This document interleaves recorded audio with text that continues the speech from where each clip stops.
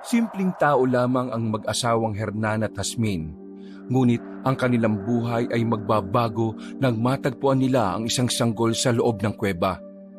Kinupkup nila ang sanggol kahit na wala silang ideya kung saan yun galing. Itinuring na apo at minahal ng totoo. Ngunit ang hindi nila alam, sa paglipas ng ilang taon ay lalabas ang tunay na kulay ng sanggol. Ito pala ay isang aswang. Ang batang aswang na prinsipe ng mayamang angkan ng mga aswang sa norte. Nang malaman nilang aswang ang bata, walang nagbago sa pagtingin nila. Tinanggap pa rin nila ito ng buo. Pero dahil dito ay malalagay ang buhay nila sa alanganin.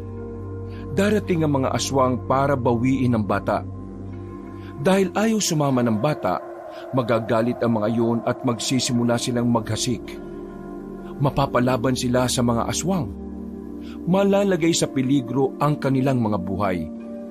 Ngunit tutulungan sila ng batang si Isagani, ang prinsipe ng mga aswang na uubos sa kanyang buong angkan. Sa pagkikipagharap ni Isagani sa sariling mga kadugo, matalo niya kaya ang mga yon? O mabibigo lamang din siya dahil sa masyado pang hilaw ang kanyang pagiging aswang? Sasapat kaya ang suportang makukuha niya mula kay Simon na isang binatang albularyo? O baka ito na rin ang hudyat ng kanilang katapusan? Kakasapit pa lang ng gabi, pero konsumido na naman ang mag-asawang Hernan at Jasmine sa kanilang apo na si Simon. Umuwi na naman kasi itong may problema. Pumalpak kasi ang inimbento nitong langis na sana ay may kakayahang makapag-alis ng lamig sa katawan. Ang kaso nga lang, sa halip na guminhawa ang pakiramdam ng pasyente ni Simon, mas lalo pang bumigat ang pakiramdam nito. Si Simon ay kakaiba ang obsession sa pagiging albularyo. 2 taon na siyang nagpapaka-albularyo pero kahit na anong gawin niya, may mga bagay pa rin talagang hindi umaayon sa kanya. Marunong naman siyang manghilot. Marunong din naman siyang magtawas. Pero pagdating sa ibang bagay, lalo na ang paggawa ng mga gamot at kung ano-ano pang pangontra, doon siya pumapalpak. Pero kahit na ganito, hindi siya tumitigil. Paulit-ulit niyang ginagawa at tinatama ang mga mali. Aniya, matututo rin naman siya pagdating ng panahon. Ang kaso, tutol ang kanyang lolo at lola sa ginagawa niya. Para kasi sa dalawang matanda, ikapapahamak lamang niya ang pagiging albularyo. Sa kanilang lugar kasi, may mga taong galit sa albularyo. Paniniwala kasi ng iba, nanloloko lamang ang mga albularyo para magkapera. Ginabi ka na naman ah. Bakit ba kasi hindi ka nalang humanap ng magandang trabaho, Simon? Medisina naman ang tinapos mo sa Manila. Bakit sinasayang mo ang buhay mo sa pagiging albularyo na ganyan, ha? O nga naman, sayang naman ang pinaaral ng mama mo sa'yo kung hahantong ka lang sa ganyan. Ano ba kasing nakain mo, ha? Ano ba naman kayo? 2 taon ko na itong ginagawa. Hindi niyo pa rin ba alam kung bakit ito ang gusto ko? Kaya nga ako umalis sa Maynila para magawa ko to eh. Tapos dito naman puro sermon lang ang natatanggap ko. Bakit hindi ka nalang kasi umuwi ng Maynila at magtrabaho ka ron? Dito mo sinisiksik ang sarili mo wala ka namang mapapala dito. Hindi rin naman magagandang trabaho sa bayan kasi maliit lang ang ospital doon. Sa Maynila, magagamit mo ang tinapos mo kasi ang daming ospital doon. Wala ka na ba talagang balak na piliin ng tama? Ang sakit mo na sa ulo sa totoo lang.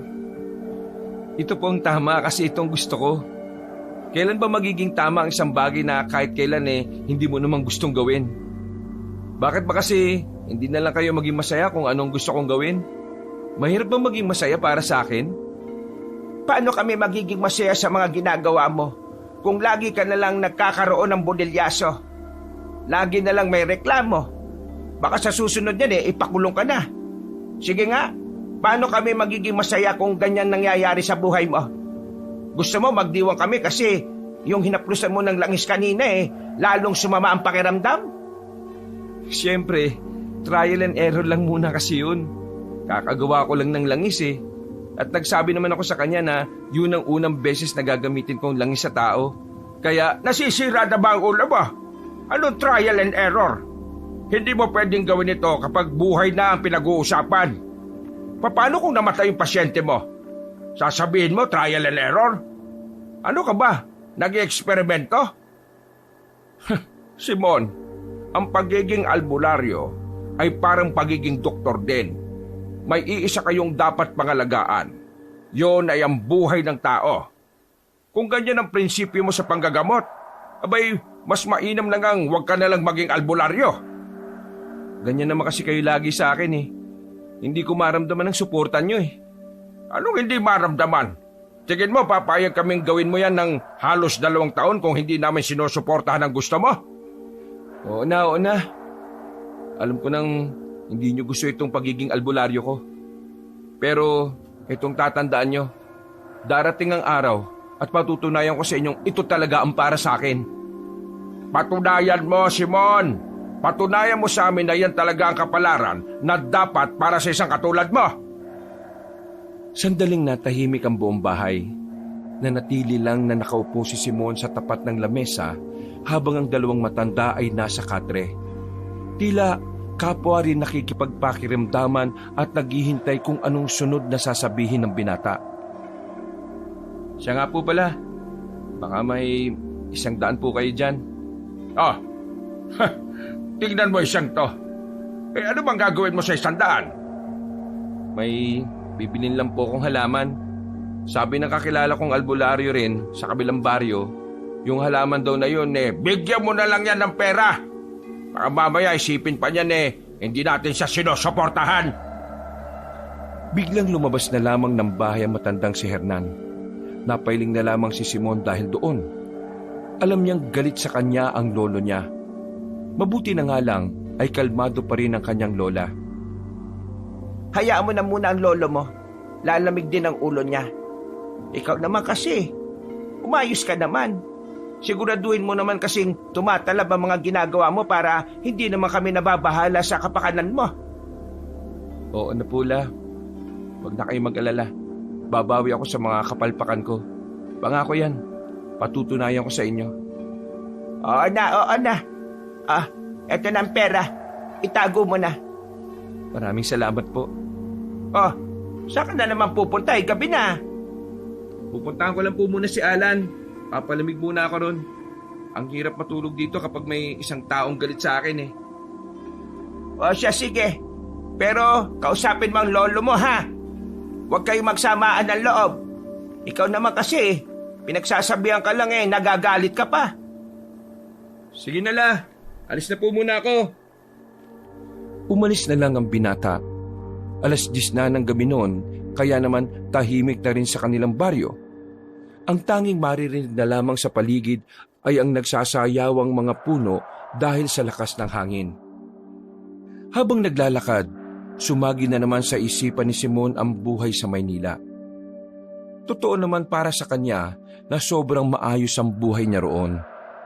Bukod sa nakatapos siya ng kursong medisina, wala na rin siya gaanong dapat pang isipin pagdating sa pera. May kaya naman kasi ang kanyang mga magulang. Doktor ang kanyang ama, ang nanay naman niya ay kapitana sa kanilang lugar. Meron din silang negosyo sa Divisoria, pero ang lahat ng yon ay parang wala lang kay Simon. Tingin niya kasi para talaga siya sa pagiging albularyo. Nagsimula lang naman ang pagiging lulong niya sa pag-aalbularyo noong namundok silang magbabarkada. May nakausap kasing albularyo roon si Simon sa bundok nang hindi alam ng mga barkada niya. Sa dami ng sinabi ng albularyo sa kanya, madali niyang natandaan ang mga yon. Bagay na nagtulak sa kanya para maging interesado sa ganoong klase ng gawain. Mula noon, mas pinili niyang maging albularyo kaysa pakinabangan ng kursong medisina. Dahilan niya, medisina rin naman kasi ang ginagawa ng albularyo. Ang pagkakaiba nga lang, mas tradisyonal. Iba rin naman ang mukha mo no? Matapos mong makipagsagutan sa kanila, matapos mong pasamay ng loob ng lolo mo manghihiram ka ng 100? Kung may award lang sa pagiging makapal ang mukha, nako, Baka natabunan ka na ng trophy. Natatawa na lamang si Alan na ikwento ni Simon ang mga nangyari. Si Alan ang pinakamalapit niyang kaibigan mula nang dumating siya sa probinsyang yon. Iba ang interes ni Alan, pero nagkasundo sila dahil sa iisang bagay.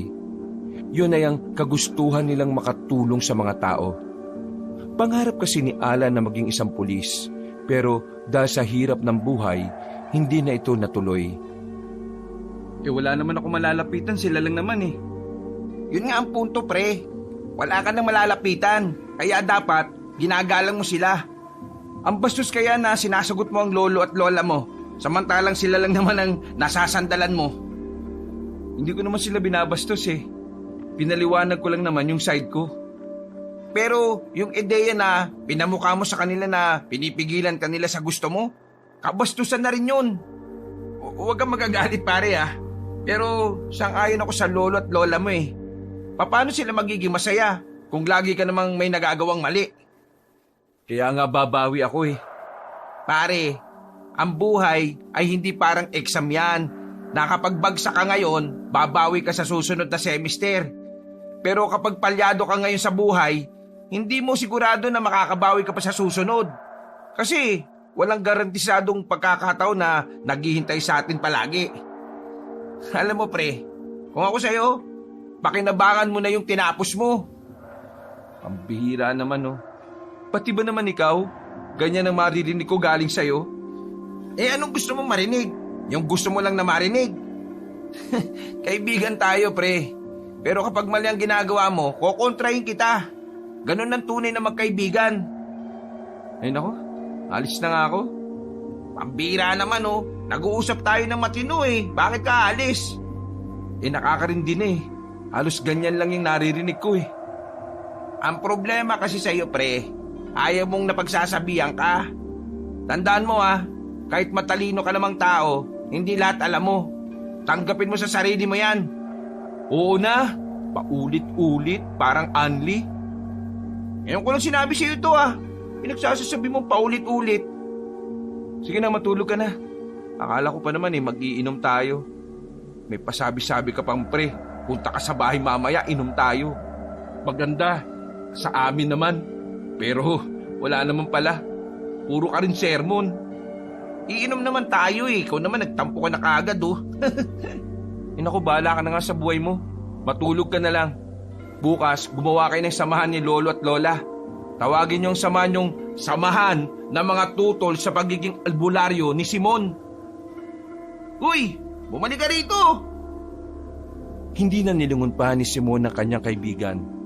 Medyo bulag pa siya sa realidad ng sinabi ni Alan, kaya natural na magagalit din siya doon. Sarado kasi ang utak ni Simon kapag may kumukontra sa kanyang pagiging albularyo.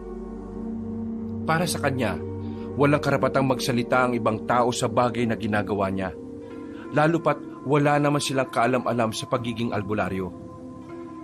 Sa paglalakad ng binata, bigla na lang siyang napatigil na makasalubong niya ang babaeng si Carmela. Ang dalagang yon ang pinagpapantasyahan ng mga kalalakihan sa kanila. Maganda at talaga namang kasing sexy ang dalaga. Para itong anghel sa tuwing mapapadaan ito sa kalsada. Lahat napapalingon, lahat napapanganga. Pero sa mga sandaling ito, nagtataka ang binata kung bakit umiiyak ang babae. Kaya hindi na niya napigilan ng sarili niyang kausapin ito. Sandali lang. Hindi tumigil sa paglalakad ng dalaga kaya sinundan na lamang niya ito. Mabilis ang lakad ng dalaga kaya naisipan na niyang harangin si Carmela. Alam kong hindi tayo close pero bakit ka umiyak? Baka makatulong ako. Kita ni Simon sa mata ng dalaga ang takot. Nanginginig din ang kamay nito. Mabuti na lang at nasa tapat sila ng waiting shed kaya dinala na muna ni Simon si Carmela doon. Makalipas lang ang ilang sandali, kumalman na rin ang dalaga. Sinamantala na ni Simon ang pagkakataon para tanungin ito. Huwag ka matakot sa akin. Kilala mo naman ako, di ba? Ako yung albularyo na nanghilot sa papa mo nung nakaraan. Gusto ko lang naman malaman kung anong nangyari at bakit ka umiiyak. Takot na takot kayo. Galing ako sa bayan. Nagtrabaho ako ron. Tapos kanina, binaba ako ng tricycle driver kasi iba na ang dadaanan niya. Gagarahin na raw kasi siya. Kaya naglakad ako. Tapos, habang naglalakad ako, may sumusunod sa akin na lalaki. Akala ko masamang tao lang kaya nilabas ko yung balisong na binigay sa akin ni Papa. Pero nagulat ako. Sobrang nabigla ako nang makita kong gumagapang siya palapit sa akin. Nang matapatan ng ilaw ang mukha niya, nakita ko yung mukha niya. Kakaiba, nakakatakot. Matutulis ang ngipin. Tapos sobrang nanlilisik ang mga mata niya na puro itim lang. Hindi ko alam kung anong klaseng tao siya eh. Pero para siyang alimaw. Mabuti na lang may dala akong pabango. Inisprayan ko siya sa mukha. Kaya nakatakbo ko paalis. Sa mga narinig na yun ni Simon, ay nakaramdam siya ng kaunting kilabot. Yung kasi ang unang-unang pagkakataon na may ganoong kwento siyang nalaman. At talagang galing pa mismo sa isang dalaga na alam niyang hindi rin naman naniniwala sa ganon. Narinig mo naman ang sinabi ko nung hinilot ko si Papa, di ba? Ang sabi ko, hindi ako naniniwala sa albularyo, sa mga kakaibang nilalang. Pero kanina, parang binabawi ko na ang sinabi ko. Simon, totoong nakita ko. Totoong naranasan ko kanina. Ito, tingnan mo tong binti ko. May bakas pa ng mga kamay niya. May sugat konti kasi matalim ang kuko niya eh. Umupo si Simon at nakita niya sa kaliwang paa ng babae ang bakat ng kuko na dumalis doon. Mabuti na lang at may dalang tela at halamang gamot ang binata na hindi niya alam kung tatalab. Pero sinubukan pa rin niya. Tinapalan niya ng halamang gamot ang sugat at saka tinapalan ng tela. Huwag ka mag-alala, Carmela. Naniniwala naman ako sa iyo eh. Pero sa ngayon, wala ka na munang pagsasabihan nito ah. Kahit sa papa mo, wag. Kasi baka magdulot ito ng kaguluhan dito sa atin. Baka rin matakot at maalarma ang mga tao. Kapag nagkaganon, baka hindi na tayo makalis ng baryo dahil pagbabawalan tayo ng pamunuan natin. Ganito na lang ang gawin natin. May cellphone ka naman, di ba? May cellphone din naman ako. Pero dipindot nga lang. I-text mo ko kapag malilate ka ng uwi. Susunduin kita para makasiguro tayong hindi ka nagagambalain ng kung ano man yon. Sigurado ka ba? Hindi ba nakakaabala sa'yo? Isa pa, hindi naman tayo magkaibigan eh. Hindi nga tayo magkaibigan, pero pwede naman tayong maging magkaibigan, di ba? At saka, gagawin ko ito kasi albularyo ako at tingin ko matutulungan kita. Maraming salamat. O sige, gagawin kong sinasabi mo. Pag-aaralan ko muna kung anong klaseng nilalang yung umatake sa'yo. Kapag nalaman ko, saka ako gagawa ng pangontra. O tara na, ihahatid na kita sa inyo. Hindi naman presko si Simon pagdating sa babae. Totoong concern siya kay Carmela bilang isang kabaryo. Aminado naman ang binata na kahit papaano, humahanga siya sa kagandahan ng dalaga. Pero hindi siya gaya ng iba na parang hayok na hayok. Kahit kasi na medyo wala siyang modo pagdating sa matatanda, may mataas siyang paggalang sa mga kababaihan, lalo na kung maganda. Matapos maihatid ang dalaga, nagulo na ang utak ng binata. Hindi na yun naalis sa kanyang isipan. Gabing-gabi na pero binabasa pa rin niya ang librong itim na nabili niya sa bayan. Nasa librong ito kasi nakalagay lahat ng mga nilalang na maaaring makalaban ng isang albularyo. Sa dulong bahagi ng libro, dito na niya nakita ang pinakamalapit na paglalarawan sa isang nilalang na gaya rin ng sinabi ni Carmela. At ang nilalang na ito ay walang iba kundi ang aswang. Isang aswang? May aswang dito sa amin? Napuyat si Simon sa kakaisip kung papaano siya gagawa ng pangontra. Pero inabot na lamang siya ng umaga ay wala rin naman siyang nagawa. Sadyang kulang pa talaga ang kanyang kaalaman. Kulang na kulang ang 2 taon na karanasan niya bilang albularyo. Magbihis ka na ba? Bakit nakatunganga ka pa riyan? Napatingin si Simon sa kanyang lola. Hindi na niya namalaya na nasa tabi na pala niya ito. Naalala niyang may lakad nga pala sila sa araw na yon. Dadalo sila sa isang okasyon sa kabilang nayon. Kahit nang walang tulog, nag-asikaso na rin ng lalaki at kalaunan ay umalis na rin sila. Isang sakay ng tricycle ang ginawa nila at pagkatapos ay bumaba na sila sa tapat ng isang gubat. Meron kasing daan doon patungo sa isa pang terminal ng jeep na siya namang direktang patungo sa kanilang paroroonan. Nasa pusod na sila ng kagubatan nang biglang meron silang narinig na iyak ng bata. Akala ni Simon nung una ay siya lang ang nakakarinig. Pero maging ang dalawang matanda rin pala ay alam yon. Naririnig niyo ba? Iyak ng bata yon. Baka lang may mag-ina dito sa baryo at hindi niya mapatahan ang anak niya. Mukha bang may mag-ina sa ganitong lugar? Napakatahimik at walang katao-tao. Hanapin kaya natin. Hanapin pa. Baka mamaya nga may bahay rito na hindi natin nakikita kasi nasa likuran ng mga puno. Tapos may sanggol doon. Kung ayaw nyo, ako na lang. Naunang naglakad si Aling Hasmin at tinungo kung saan naririnig ang iyak ng bata. Sumunod na lamang din si Simon at Mang Hernan. Ilang sandali lang nakarating na sila sa tapat ng kuweba. Doon nagmumula ang iyak ng sanggol. Nagkatinginan sila. Tila pare-pareho nagkakasundo na malaman kung bakit may sanggol sa loob ng kuweba. Ako na pong papasok. Dito na lang po kayo sa bungad. Hindi, sasamahan ka namin. Hernan, tara. Tumango na lamang si Simon. Dali-dali siyang pumasok sa kuweba. Medyo may kadiliman sa loob. Buti na lang ay may dalang flashlight si Mang Hernan. Lagi itong may dalang flashlight dahil alam niyang gagabin sila sa pag-uwi. Hindi nagtagal, nakita nila ang isang sanggol na nakalagay sa malaking basket. Tumigil ito sa pag-iyak nang makita sila nito. Para bang alam ng bata na kukunin siya ni Aling Hasmin. Diyos ka, kaninong anak ta? Wag! Anong wag? Kawawa naman ang batang ito. Iniwan lang dito sa kuweba na ito, oh. Paano kung may mabangis na hayop dito at kinain siya? La, hindi naman natin alam kung anong pinagmulan ng batang yan eh. Hindi natin dapat basta yan kunin. Pinagmulan? Malamang sa ina siya nagmula. Diyos ko naman mga taong ito, oh. Kung ayaw nyo, ako kukuha. Kinuha ni Aling Hasmin ang bata. Agad itong lumabas ng kuweba habang napapakamot na lamang sa ulo si Simon at si Mang Hernan. Dadalhin natin ang bata. Hasmin, ang hirap na nga ng buhay natin, isasama mo pa ang batang yan. Anong gusto mo? Iwan ang batang ito kahit tayo naman ang nakakita. Matitis ba ng konsensya mo kapag may nangyaring masama sa sanggol na ito? Na dapat ay may magagawa naman tayo.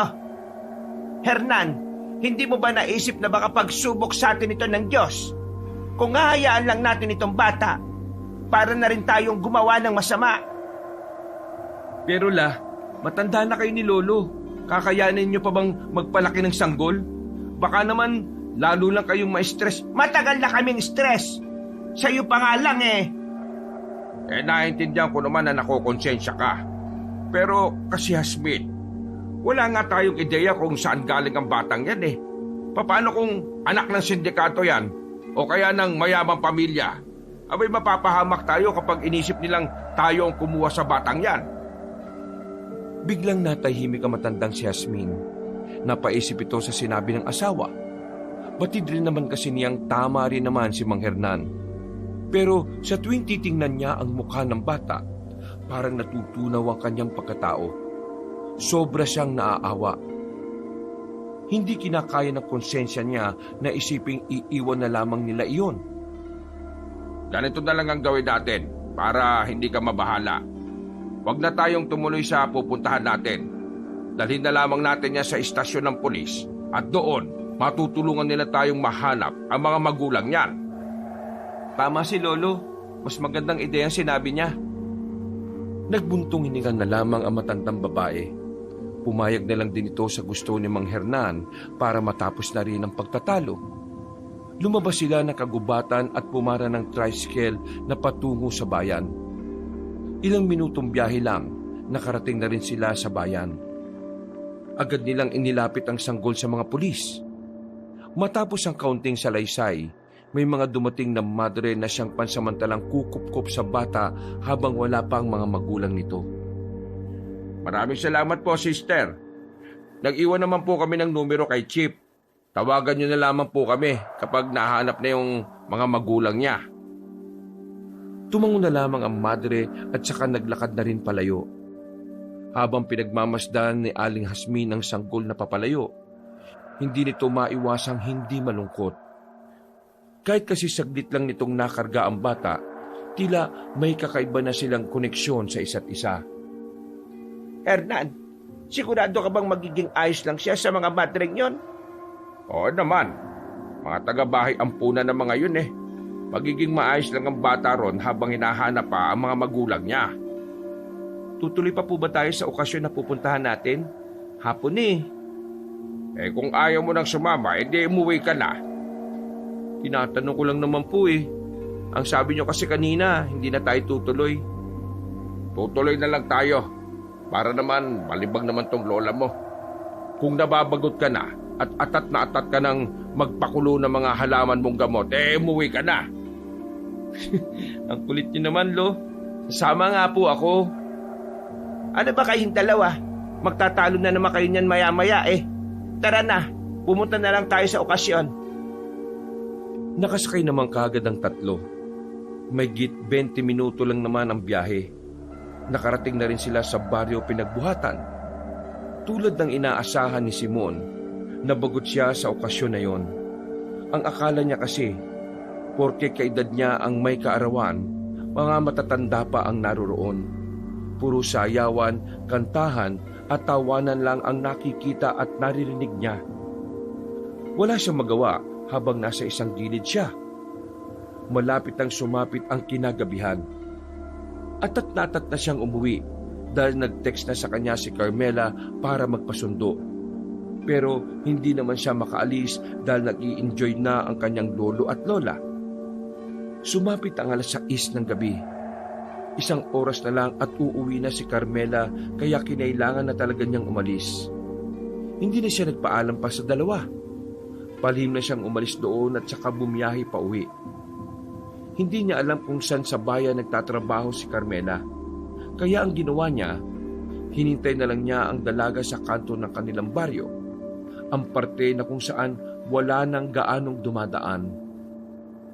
May isa kasing alternatibong daan sa kabila na mas maliwanag at medyo matao kahit gabi. Pero yon, nakakatakot dumaan mag-isa. Mas malapit ang daan na yon sa kanila kaya naiintindihan niya kung bakit doon ang pinipili ni Carmela. Ang tagal naman ni Carmela. 1 oras na ako dito ah. Nakatayo ang binata sa gilid. Paulit-ulit niyang tinitingnan ng cellphone pero wala pa rin ang dalaga. Hanggang sa maya-maya lang. Sino yan? Meron siyang naramdaman na kakaiba. May narinig siyang tila naglalakad at nasagi pa ang halamanan. Sa takot na baka naroon ang halimaw na sinasabi ni Carmela, kumuha siya ng bato sa gilid. Sino yan? Lumabas ka dyan! Nang medyo mataas na ang boses ni Simon, nakarinig na lamang siya ng malakas na tawa. Nakita niya si Ala na kalalabas pa lang ng halamanan. Biglang nakaramdam ng inis si Simon. Binitiwan niya ang bato at lumapit sa kaibigan. Pinagbababutukan niya yon ng malakas. Natigil lamang ito nang makadistansya na ulit si Alan. Ano? Masaya ka na sa trip mo? Ha? Aray, makabatok naman to, joke lang. Tsaka, bakit ka ba natatakot? Di ba kapag albularyo dapat walang kinatatakutan? Ay nako, tigilan mo nga ako. Sampaling kita dyan eh. Akala mo nakakatuwa ka ha? O na, sorry na, mali na ako. Galing kasi ako sa bayan eh. Wala nang masakyan pagdating sa terminal ng jeep kaya nilakad ko na lang. Tapos, nakita kita. Ano bang ginagawa mo dyan? Para kang may inaabangan na. May babanatan ka ba? Inaabangan ko si Carmela. O bakit? Anong gagawin mo sa kanya ha? Ikaw ha? Sira ulo. Inaabangan ko siya kasi tingnan mo ha, tinext niya ako. Nagpapasundo at nagpapahatid hanggang sa kanila. Tiningnan pa ni Alan ang text message ng dalaga. Nanlalaki ang mga mata nito at saka umarko ang malapad nitong ngiti. Walang ya. Huwag mong sabihin na pinoporma mo si Carmela ha. Uunaan mo pa ang lahat ng nakapila. Hindi no, popormang sinasabi mo. May nangyari lang kasi sa tingin ko, ako lang naman na makakatulong sa kanya. Ha? Anong nangyari? Hindi ko pwedeng sabihin eh. Kara mo naman oh. Sige na, ano ba yun? Di nga pwede. Sige na, umuwi ka na nga. Sisirain mo pa yung moment namin eh. Natigil ang kanilang pag-uusap nang biglang makarinig sila ng parang mabangis na hayop. Agad na hinila ni Simon ang kanyang kaibigan papunta sa gilid. Alam na agad ni Simon kung ano ang naririnig nila. Kaya naman hinanda na ni Simon ang daladala niyang pangontra. Nakala niya ay tatalab ito sa aswang na nakita na rin nila kalaunan. Langya pre, anong klaseng tao yun? Bakit gumagapang? Sabi ko na nga be, buwisit. Ayan yung dahilan kung bakit ko siya sinusundo. Kasi kagabi, hinabol daw siya niyan. Eh ano nga yan? Aswang yan pre. Aswang? Shh, kamaingay. Hindi ko pa kaya yan ngayon. Inaaral ko pa lang kung papaano yan kalabanin. Hindi na muna sila lumabas. Hinintay lang nilang mawala ang nilalang na yon. Makalipas lang ang ilang minuto ay nawala na rin ang aswang. Nagkaroon na rin sila ng lakas ng loob para bumalik sa kanto ng baryo. Eh di ba albularyo ka? Wala ka ba magagawa para dun? Huwag ka na nga maingay. Ayun na si Carmela. Isang jeep ang tumigil sa tapat nila. Binabano ng babaeng si Carmela. Hindi na lamang nila sinabi kung ano man ang kanilang nakita. Pasensya ka na Carmela ha. Sumama kasi itong kaibigan kong si Raulo eh. Ayos lang naman. Pakiramdam ko, mas ligtas ako kasi dalawa kayo. Huwag ka mag-alala, Carmela. Lagi na ako sasama. Huy! Mayos ka nga. Epal mo ah. Naihatid naman nila ng maayos ang dalaga sa bahay nito. At nasundan pa ng nasundan ang paghatid nila sa babae sa mga sumunod na araw. Hanggang sa dumating na lang sa puntong sa kabila na lang dumadaan si Carmela. Dahil nahihiya na rin ito sa dalawang binata. Isang tanghali, banas na banas si Simon sa kaibigan niya dahil pinagbawalan na sila ng dalaga na sumundo at magatid. Ang epal mo kasi.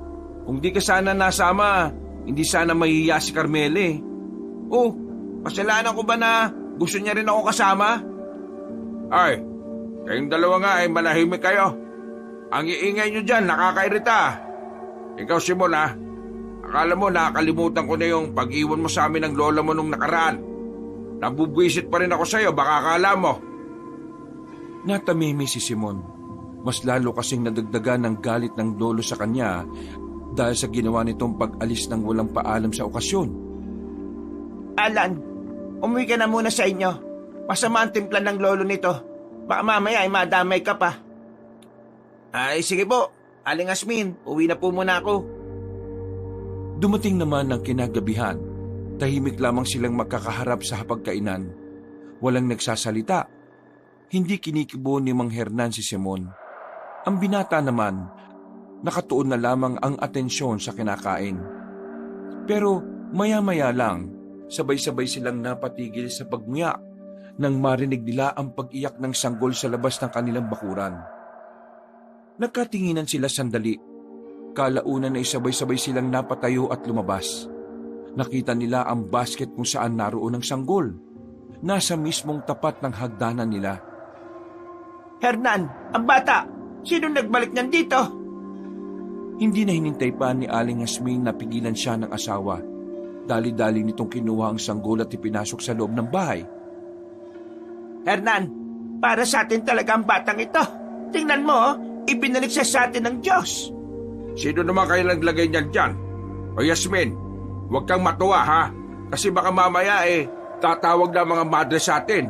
Alam nilang nawawala yan. Pinagbigyan ko na ang gusto niyo nung una. Ngayon, nandito na ulit ang sanggol na ito.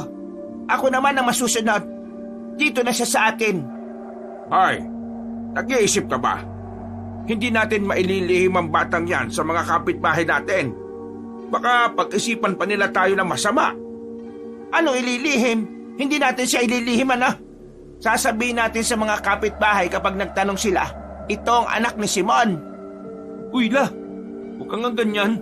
Ginamit mo pa ako eh. Masisira ako kay Carmela niyan. Kasi sabi ko sa kanya, binata ako. Ay wala na tayong ibang magagawa. Kesa ibigay natin sa ibang batang ito. Baka mas lalo pang mapahamak ito eh.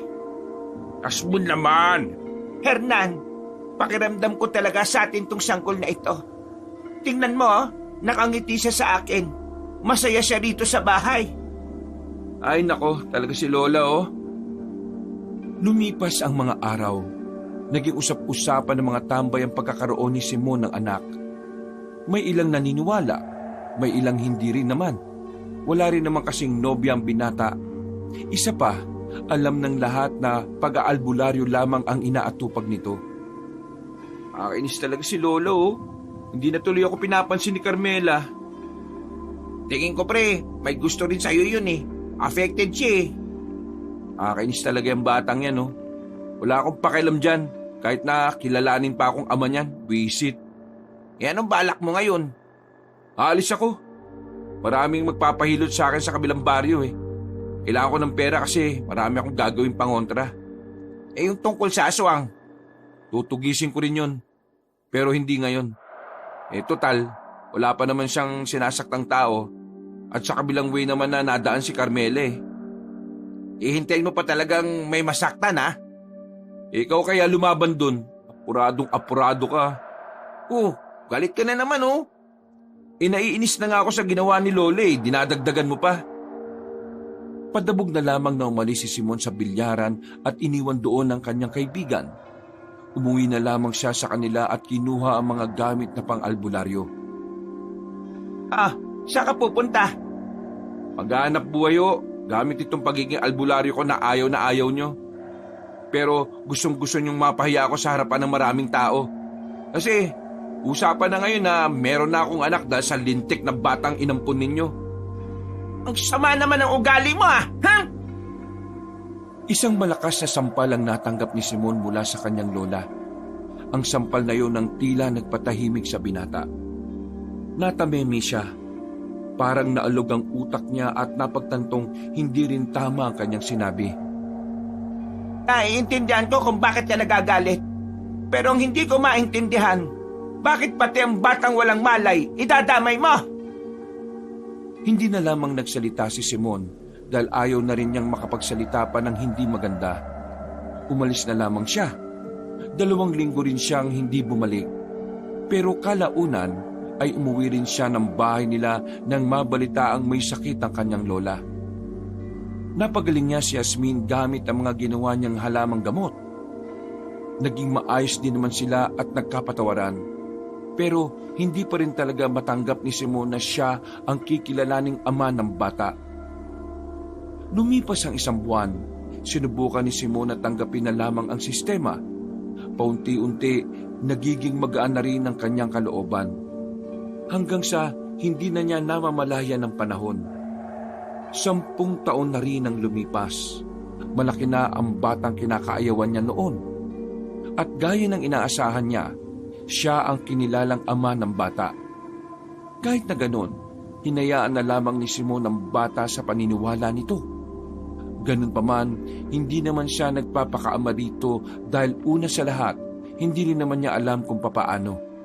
Kaya ang kanyang lola at lolo na rin talaga ang tumatayong guardian ng bata. Papa!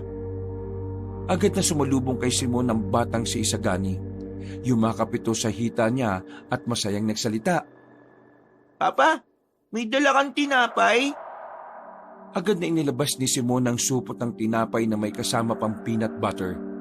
Masaya rin naman itong tinanggap ni Isagani. Nakasanayan na kasi ng bata na mag-abang ng pasalubong. Kaya naman hindi pumapalya si Simon na bumili ng tinapay bago man lang umuwi. O sige na, kumain ka na muna. Mag-uusap kami ng lolo mo. Maraming salamat po, Papa. Tumakbo ang bata papasok ng bahay at tinawag si Mang Hernan. Puti na ang lahat ng buhok nito.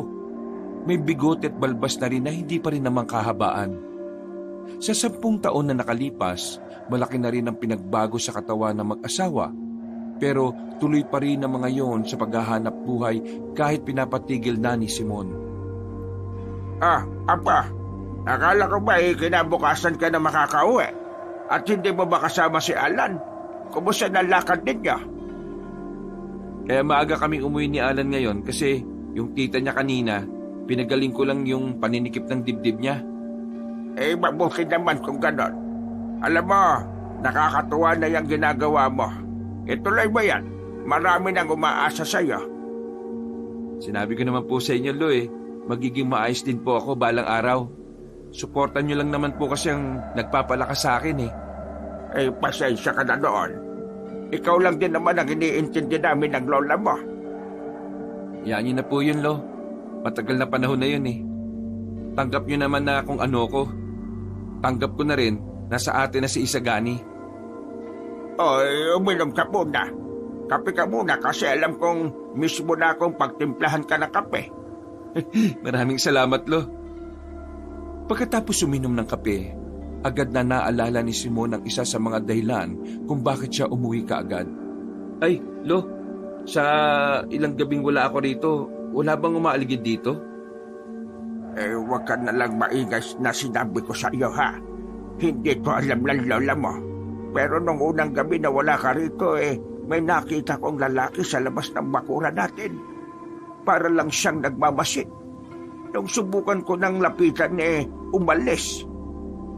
Namukha niyo po ba? Oo, namukhaan ko siya. Ay, teka, ano bang itsura nun? Hindi ba to yung sinasabi kong aswang na humabol dati kay Carmela? Yung pagkakalarawan ko? Ganun po ba? Pakiramdam ko, aswang din itong nakita ko Pero hindi siya gaya ng sinasabi mo. Simpleng lalaki lang ang itsura niya. Ang nakita ko lang nakakaiba sa kanya, matulis yung dulo ng mga tenga niya. Tapos may katangkaran. Mula nang matanggap na ni Mang Hernan ang pagiging albularyo ng binata, alam na rin ito kung ano ang mga nagiging problema ni Simon. Isa na nga raw rito ay ang mga aswang. Sa mga nakalipas na taon, dahil na rin sa dami ng napapagaling ni Simon at ang iba pa nga ay nayanggaw, napukaw na rin niya ang atensyon ng mga aswang. Kaya hindi na rin nakapagtataka na may dumadalaw na ring aswang sa kanila para patayin siya. Karamdam ko, Apo, ikaw ang pakay niya Nag-aalala ko sa iyo. Baka mapano ka. Kung sino man siya, alam kong hindi ako pakay niya, Lo. Paano hindi ikaw? Ikaw lang naman ang albularyo sa pamilya natin. Ikaw ang nagpagaling sa mga biktima nila. Ay, nako. Kung bakit ba kasi bigla na lamang lumitaw ang mga aswang na yan Wala naman kasi yan doon, di ba? Ay, nako. Buti na lang nandyan kayong mga albularyo. Nagsimula lang naman ang lahat ng to nung natuklasan ng mga kapwa ko albularyo ang lungga ng mga aswang sa norte. Tapos, ayun, bigla nang nagkaganito. Hindi mo sinagot ang tanong ko. Kung hindi ikaw ang pakay, sino sa aming tatlo? Huminga ng malalim si Simon. Hindi niya alam kung handa na ba siyang sabihin sa kanyang lolo ang kanyang naalalaman. Natatakot siya na baka kapag nalaman nito ang totoo, hindi nito kayanin at baka mas lalo pa itong may stress. Kaya naman, nag-isip na lamang siya ng ibang dahilan. Kapag naalis ako ng baryo, may mga nasunod sa akin. Kaya kung alam nilang umalis ako, malabong yung aswang na nagpunta rito ako ang pakay kasi alam nilang wala ako sa bahay Tingin ko, ang aswang na nakita mo rito ay napadaan lang. Naramdaman niya siguro na maraming pangontra sa bahay natin. Ay, kung sa bagay, mararamdaman talaga nila yon kasi ikaw ang gumawa. Kaya nga, Lo, huwag ka na lang maingay kay Lola, ha? Kasi sa mga puntong ito titigil muna ako sa panggagamot. Kami ng mga kasamahan ko, sisimulan na naming tumugis ng aswang bukas ng gabi. Nakatanggap kasi kami ng balita na ang una nilang bibiktimahin ay mga babae at bata. Bago pa sila makapagasik dito, gagawa na kami ng paraan. Makakaasa ka na hindi ito makakarating sa lola mo. Kaso, Apo, nababahala ako para sa iyo.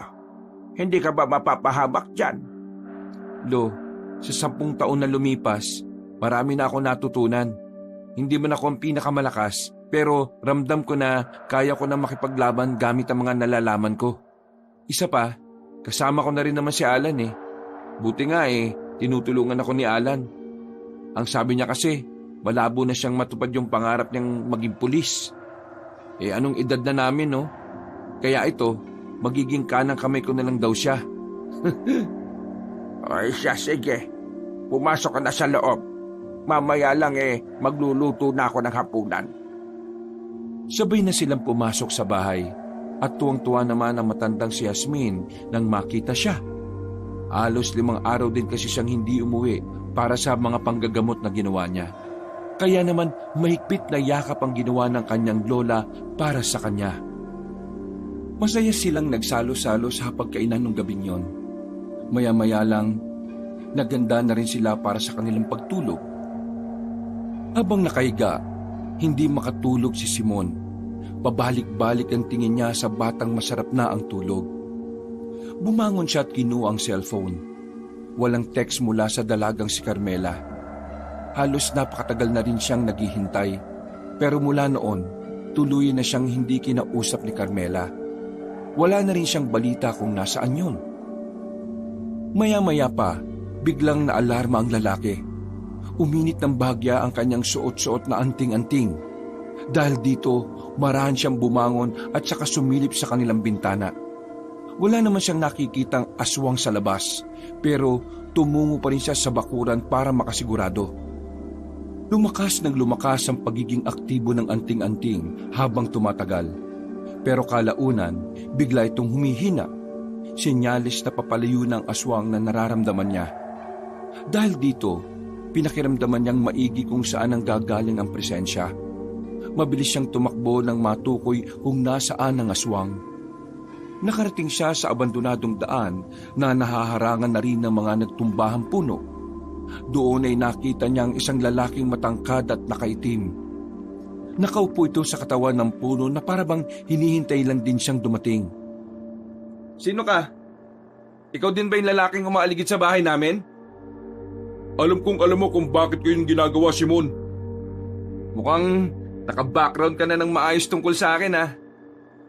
Masyado na matunog ang pangalan mo eh. Marami ka na rin inantalang trabaho ng mga aswang. Kaya makikilala talaga kita. Ano bang kailangan mo? Bigay mo sa akin ng bata. Sino ka ba? Wala akong nakikitang dahilan para magpakilala sa'yo. Wala tayong atraso sa isa't isa. Ang gusto ko lang ay gawin ang trabaho ko. Kaya ibigay mo sa akin ang bata. Alam ko ang plano niyong kumuha ng mga bata at dalaga. Kaya tingin mo, ibibigay ko sa iyo si Isagani? Huwag ka na magtanga-tangahan. Alam kong alam mo kung bakit ko kinukuha si Isagani. Simon, aswang si Isagani. Una pa lang, sa amin na siya nabibilang. Napasarado ang kamay ni Simon. Matagal na kasi niyang alam ang tungkol sa katauhan ng bata. Nung pang mag-4 na taon si Isagani, nalaman na ni Simon na aswang si Isagani dahil nang minsang natutulog ang bata, nakita niyang nagbago ang anyo nito. Nung mga sandaling yun kasi, bigla-bigla na lamang lumalabas sa mga sintomas ng pagiging aswang. Kaya naisipan ni Simon noon na gumawa ng pangontra para mapigilan ng tuluyan ang pagpapalit anyo ng bata. Anong gagawin mo sa bata? Di ba albularyo ka? Paano kaya natiis ng albularyo na mag-alaga ng isang bata na dapat ay papatayin niya? Di ba? Mortal niyong kaaway ang mga katulad namin? Bakit mo hinayaang mabuhay pa si Isagani ng halos 6 na taon mula nang malaman mo ang totoo? Hindi ko ibibigay ang bata sa'yo. Si Isagani ang buhay ng Lola Jasmine ko. Ayaw ko masira ang mundo niya. Wala akong pakialam kung anong nararamdaman ng kahit sino sa inyo. Ibigay mo sa akin si Isagani dahil hindi siya para sa inyo. Ang kapal naman ng mukha mo na kunin siya basta. Bakit? Sino ka ba? Ako lang naman ang tiyuhin ni Isagani. Ninako siya sa amin ng isang albularyo noon dahil alam niyang si Isagani ang magiging tagapagmana ng posisyon pagdating ng araw. Si Isagani ang prinsipe namin. Kaya kailangan namin siyang maibalik. Hindi! Kahit na ano pang sabihin mo, hindi ko ibibigay sa iyo ang bata. Huwag ka nang magpanggap na mahalaga sa iyo si Isagani. Ayaw na ayaw mo nga sa kanya, hindi ba? Noon yon, pero iba na ang sitwasyon ngayon. Natutunan ko na siyang mahalin kahit na hindi ko magawa ang pagiging ama sa kanya. Kahit hindi ko alam kung paano maging ama. Binibigay ko ang pagmamahal na kailangan niya. Kaya ikaw, umalis ka na. Sabi mo sa buong angkan nyo, hindi ko ibibigay si Isagani. Magkakaamatayan muna tayo. Magkakamatayan? Sigurado ka ba? Naiisip mo ba na ang mga aswang na nanggugulo ngayon ay bukod pa sa angka namin? Maraming iba na nanggugulo sa inyo bukod sa amin. Ibig sabihin, mas marami kami sa inakala mo. Kaya pag-isipan mo ang gulo na iniisip mo. Kasi kapag napuno si Lolo Abukay, idadaanan namin sa dahas ang pagkuha sa batang yon. Biglang kumislap ang anting-anting ni Simon. Kasunod nito, mabilis siyang nakalapit sa lalaki. Nagpakawala siya ng isang malakas na suntok na agad din namang tumama sa mukha ng kalaban. Tumilapon ng lalaking aswang at saka tumama pa sa puno. Sinundan naman yon kaagad ni Simon at saka bumulong habang nakahawak sa anting-anting. La Fuego de Uno! Pagkatapos niyang sabihin yon, naramdaman niya ang malakas na enerhiya sa kanyang kamao. Lumundag siya patungo sa lalaking nakahiga pa rin. Pagsuntok niya roon, ay nakailag ito sa kanya. Sa lakas ng impact ng kanyang kamao, nayanig ang lupa at tila nagsayawan ng mga kawayan sa paligid. Hindi ko inakala na ganito ka pala kalakas. Mukhang kailangan kong mag-ingat sa iyo Hindi ako magdadalawang isip na gamitin ang lahat ng lakas ko para lang patayin kayo. Tigilan mo ang pamilya ko. Tigilan mo si Isagani. Kung hindi, sa susunod na makaharap kita, dudurugin ko na ang mga buto mo.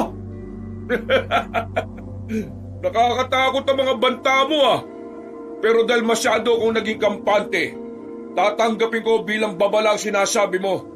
Sa ngayon, kailangan ko munang umalis. Pero ito ang tatandaan mo. Kapag hindi mo isinuko si Isagani sa akin bago matapos ang buwan, buong angkan namin ang pupunta sa inyo. Tumalon na papunta sa kabilang puno ang lalaki. Hindi na rin yun hinabol pa ni Simon dahil wala naman yung balak na lumaban sa kanya. Kinaumagahan, umarte lang si Simon na parabang walang nangyari. Nagdadalawang isip pa siya kung sasabihin niya sa dalawang matanda ang tungkol kay Isagani. Kaya naman minabuti na muna ni Simon na kay Alan lang ipaalam ang lahat. Maging si Alan, hindi rin makapaniwala na aswang si Isagani. Ngayon lang din ito nalaman kung hindi pa sasabihin ni Simon. Pre, laking problema niyan. Una, paano kapag nalaman ng mga kapwa mo albularyo na aswang si Isagani? Tingin ko, hindi nila hahayaang mabuhay yung anak mo.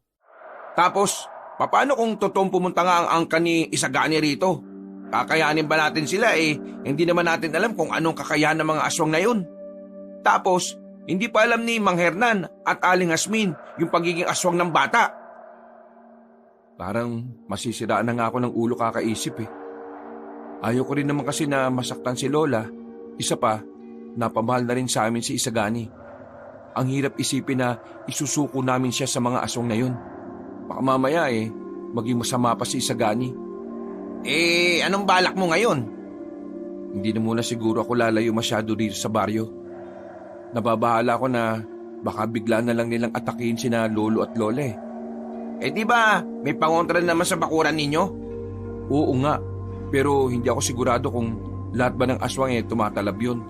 Paano kung pumunta yung sinasabi ng lalaki na si Abukay? Malakas na aswang yun, panigurado. Makakapasok yun ng walang kahirap-hirap. Yung lakad natin mamayang gabi, hindi natuloy. Tuloy yun. Uuwi na lang tayo kaagad para mabantayan ko sila sa bahay. Tumangon-tangon na lamang ang kaibigan niyang si Alan. Maging ito rin ay na-stress na rin sa mga nangyayari. Takong tanghali, muling bumalik si Simon sa kanilang bahay. Naabutan niya si Isagani na abala sa pagkukulay ng libro nito. Tinabihan niya ang bata. Nakangiti naman ito sa kanya. Gusto mo bang lumabas? Napatingin si Mang Hernan at Aling Hasmin nang marinig ang sinabing yun ng kanilang apo. Sa labas po. Ano pong gagawin natin? Gagala lang tayo. Di ba may pangako ako sa'yo nung nakaraan? Dadaling kita sa perya kasama si Tito Alan mo. Talaga po? Naku, gusto ko po yan. Batid ni Simon na delikadong ilabas niya si Isagani, pero hindi niya rin kasi maaaring hindi tuparin ang pangarap niya. Ilang buwan nang hindi natutuloy ang pangako niya sa bata. Isa pa, gusto niyang samantalahin ang pagkakataon habang hindi pa nagiging malala ang sitwasyon. O sige, magbihis ka na. Kasi hindi tayo pwedeng abutin ng gabi. Nagmamadaling pumasok ang bata sa loob ng bahay. Napangiti namang lumapit sa kanya ang lolong si Hernan. Talagang nabawi ka sa batang yan ah. Natupad ako sa usapan eh. Baka mamaya, inaabangan niya pala yun tapos hindi ko naman tinupad. Isa pa, hindi naman na ibang tao ang batang yan sa akin. Basta mag-iingat kayo ha. Umuwi ka agad kapag wala nang gagawin doon. Huwag po kayo mag-alalala. Wala namang masamang mangyayari sa amin eh.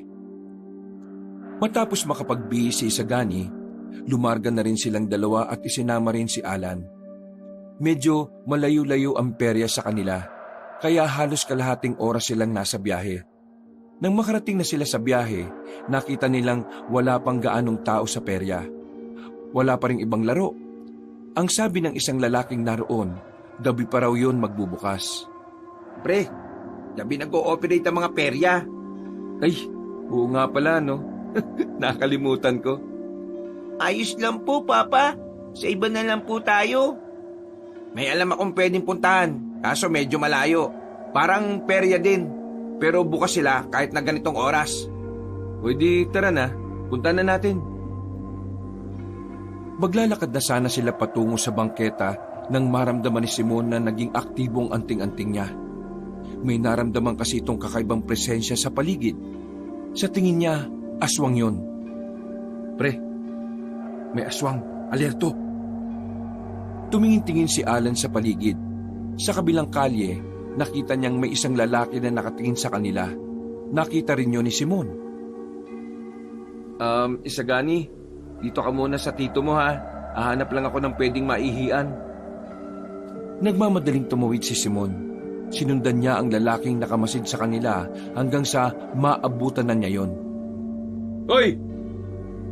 Pamilyar sa kanya ang presensya ng lalaki. Hindi siya pwedeng magkamali. Yun ang aswang na muntika ng makalapa kay Carmela. Kaya naman hindi siya nagdalawang isip na atakihin yon. Tinakbo ni Simon ng lalaki at saka hinawakan sa damit. Binalandra niya yon sa pader. Biglang nagbago ng anyo ang lalaki at saka mabilis na nakawala. Pero hindi yun tinintana ni Simon. Inaktibo niya ang anting-anting at saka sinintok yun ng malakas. La Fuego di Uno! Pagkatama ng suntok ni Simon sa sikmura ng aswang, bagya pang umusok ang kamao ni Simon. Agad na tumumba ang lalaki at sumuka ng dugo.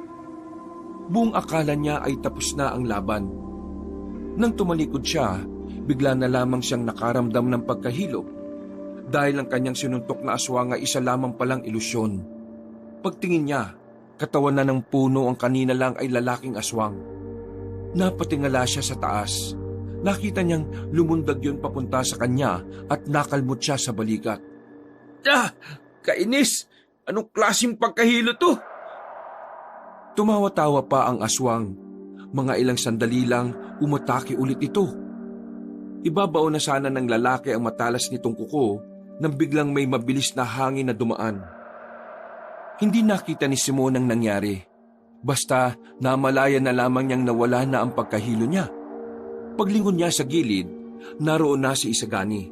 Duguan ng mga kamay, habang ang lalaki namang aswang, butas na ang kaliwang dibdib. Isagani? Hindi nagsalita ang bata, maging ito ay nagtataka rin sa nagawa. Pre, bigla na lang tumakbo si... Ha? Ano to? Nabigla si Alan ng abutan ng eksenang yon. Nakatalikod lang sa kanila si Isagani. Kita nilang may maliliit na ugat na umuumbok sa braso nito. Kapansin-pansin din na humaba ng kaunti ang itim nitong buhok. Isagani, naririnig mo ba ako, anak? Marahang lumingon ng bata sa kanila. Nakita nilang kulay pula ang mata nito. Papa, papatayin mo na ba ako kasi alam mo na kung ano ako? Parang kinurot ang puso ni Simon nang marinig yon. Hindi niya alam na matagal na rin palang alam ni Isagani ang tungkol sa sarili niya. Narinig ko ang usapan ng mga kasamaan mong albularyo nung nakaraan, Papa. Ang sabi nila, wala silang papatawaring aswang. Lahat po kalaban nyo. Ibig sabihin, kalaban mo na rin ako? Lumapit ang lalaking si Simon at hinuwakan sa magkabilang balikat ang bata. Tumingin ito sa namumula pa ring mata ni Isagani. Anak, kahit kailan, hindi kita tiningnan bilang kalaban o bilang aswang. Kung kinakailangan na kalabanin ko sila para hindi ka masaktan, gagawin ko. Anak, kakampi mo ko. Kakampi mo kami. Pero Papa, aswang po ako eh. Hindi po ako tao. Alam kong busilak ang puso mo, Isagani. Hindi ka kagaya ng ibang aswang na masasama. Lumaki kang mabuting bata at yun ang bagay na dapat isipin mo. Tama ang Papa mo. Isa pa, kahit na aswang ka, tingnan mo, ipinagtanggol at niligtas mo ang Papa mo. Ibig sabihin lang nun, mabuti kang aswang. Papa, Tito, pwede ko po bang gamitin ang pagiging aswang ko sa kabutihan? Nagkatinginan na magkaibigan. Hindi rin kasi nila alam kung ano ang isasagot. Kahit kasi pwedeng gamitin naman ni Isagani ang pagiging aswang niya sa mabuti, para kay Simon ay alanganin pa rin dahil masyado pa siyang bata. Isa pa, magagalit ang lola Hasmin nila. Nanaginip po kasi ako nung nakaraan eh. Nakalaban ko raw po yung pinuno ng mga aswang. Malakas daw po yun, pero kinalaban ko po. Kaso, hindi po alam kung nanalo ko kasi inisip po ko ni Lola nun eh. Mamaya mo na siguro ikwento yan, Isagani. Sa ngayon, kailangan na nating umalis dito. Baka may makakita sa atin. Punasan mo na yung kamay mo. At hindi mo ba maibabalik sa dati ang mata mo? Hindi ko po alam kung paano eh. Uy, paano to? Huwag ka na lang siguro didilat muna. Duminat ka na lang kapag walang ibang tao sa paligid natin. Matapos ang sandaling yon, ay nilisan na rin nila ang lugar na yon. Iniwan nilang nakaandusay ang bangkay ng aswang. Nagtungo sila sa kanilang paroroonan. Kakaunti lang ang mga tao.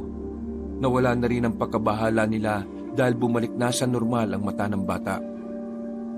Naging masaya naman ang kanilang pamamasyal noong mga sandaling yon. Pinaramdam nila kay Isagani kung papaano maging bata. Lahat ng laro ay sinubukan nila. Lahat ng pagkain na naroon ay pinatikim nila kay Isagani. Dakong 4:00 ng hapon, ligtas naman silang nakauwi ng baryo. Pero hanggang sa mga sandaling ito, iniisip pa rin ni Simon ang ginawa ni Isagani na pagliligtas sa kanya. Napagtanto niya kasing tila kakaibang aswang ang bata. Wala sa itsura ni Isagani ang pagiging pangkaraniwan lang. Para sa isang batang aswang na tulad ni Isagani, nakakagulat ang kakaiba nitong lakas at bilis, na sa isang iglap lang, nagawa nitong paslangin ang isang aswang. Naalala ni Simon ang sinabi ng lalaking si Damo sa kanya. Prinsipe ng isang angkan si Isagani. Kaya palagay ni Simon, isa rin yung dahilan kung bakit ganun na lang ang bata kong gumalaw. May problema ka ba, Apo? Kanina pa kita tinatawag ah. Mukhang mas malalim pa sa balon ang iniisip mo. Po? Lo, iniisip ko po kasi yung aswang eh. Bakit? May mga naging biktima na naman ba sila? Wala naman. Pero tingin ko kasi may pinaplano silang kakaiba. Yung mga kasamaan kong albularyo, ang sabi nila, mas mabibilis sa mga aswang na nakalaban nila sa kabilang gubat nung nakaraan. Tigid mo ba? Dapat na kaming umalis dito. Okay lang po ba sa inyo? Napag-usapan na rin kasi namin ni Alan na dalhin kayo sa bayan.